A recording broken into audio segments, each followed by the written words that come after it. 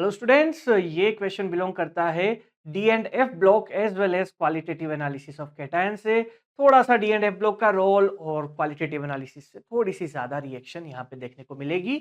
First row, transition metal है, does not liberate hydrogen gas from dilute HCl। भाई यहाँ से ही पता चल जाता है कि ये मेटल कौन सा है, क्योंकि जो ई नोट M2+2M वैल्यू दी हुई है for all metals they are negative except copper in 3D series of course.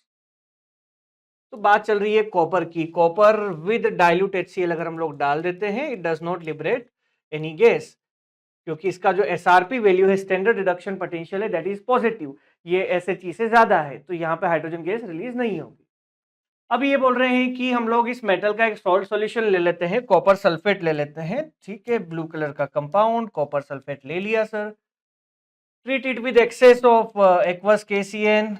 ठीक है, cyanide is a better ligand, strong field ligand है, तो ये क्या करेगा, कॉपर के साथ कॉम्प्लेक्स बना देता है। एक और बात बेटा, यहाँ पे जो है cyanide behave like pseudo halogen I- जैसी रिएक्शन करता है। तो पहले मैं आयनिक फॉर्म में रिएक्शन लिख देता हूं ताकि आपको ज्यादा क्लियर हो जाए। Cu2+ जो है वो Cn- के साथ रिएक्शन करेगा, खुद रिड्यूस हो जाएगा और साइनाइड को ऑक्सीडाइज कर देता है, साइनोजन गैस में कन्वर्ट कर देता है। तो ये रिएक्शन होती है आयनिक फॉर्म में, एंड इस रिएक्शन की वजह से the cupric ion will convert to cuprous ion.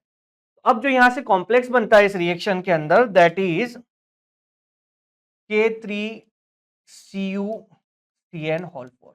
Copper यहाँ पे बेटा +1 ऑक्सीडेशन स्टेट में मिलेगा। प्लीज रिमेंबर, काफी इंपॉर्टेंट क्वेश्चन है और मेरे हिसाब से तो डिफिकल्ट भी है, काफी बच्चों को आइडिया नहीं होता है इसके बारे में।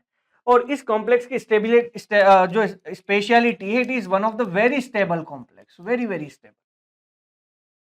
और अगर स्टेबल कॉम्प्लेक्स बन गया है, इसका मतलब क्या होगा कि अब मैं अगर इसके थ्रू, इस सॉल्यूशन के थ्रू H2S गैस पास करवा भी दूं, then no PPT will form.